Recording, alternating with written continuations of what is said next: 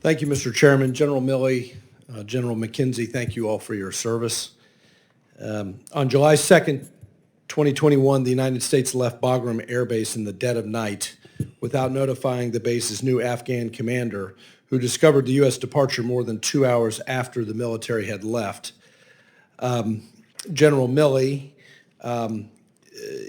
was your assessment at the time that Bagram Air Base was the most strategically important base in Afghanistan and across the region?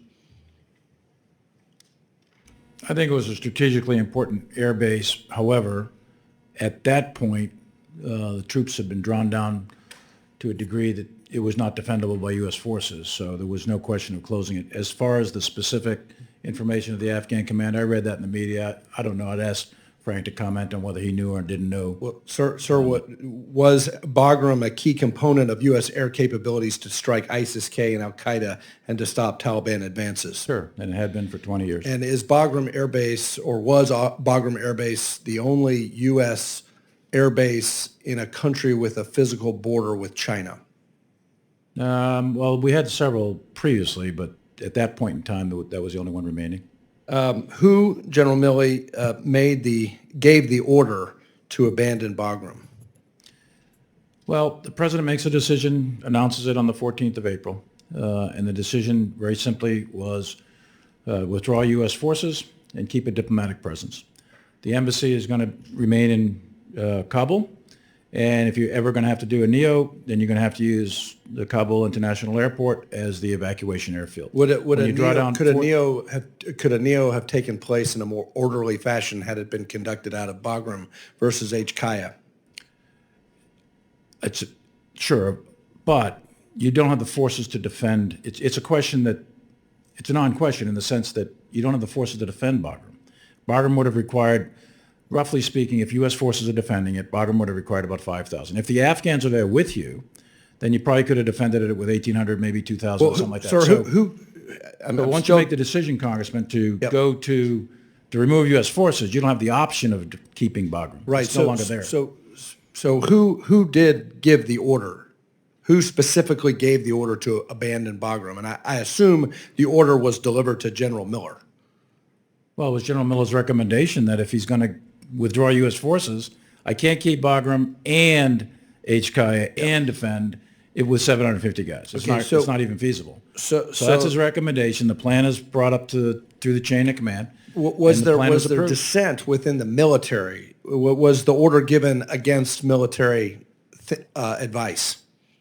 To close Bagram? Yes. No. And that's because the previous decision is a strategic decision to withdraw U.S. forces.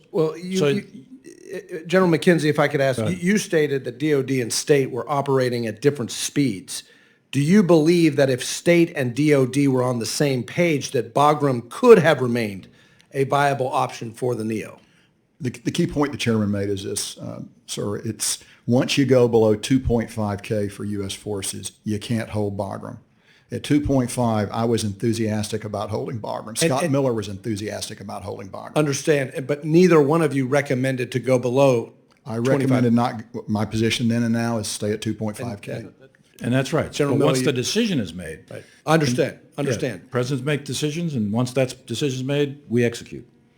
But the point here that I'm trying to make is that the refusal to abide by the recommendations that both of you made would have preserved the option to maintain Bagram and execute the NEO from Bagram. My question is, would Bagram have been a preferable strategic exit versus H-Kaya?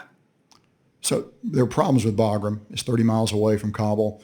All things being equal, you'd prefer to have Bagram at 2.5K. There's a lot of reasons why you'd want that second air base. And yes, it would have helped the NEO had you been doing it at the force level that would have allowed you to man it.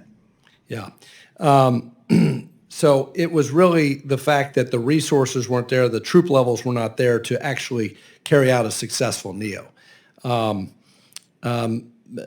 McKenzie, did you ever make a request to re-seize Bagram either before or after August 15th? We had plans, and I prefer to talk about them in the closed session, but we had plans to do a variety of things. My time has expired. I think your advice to the political leadership was the correct advice.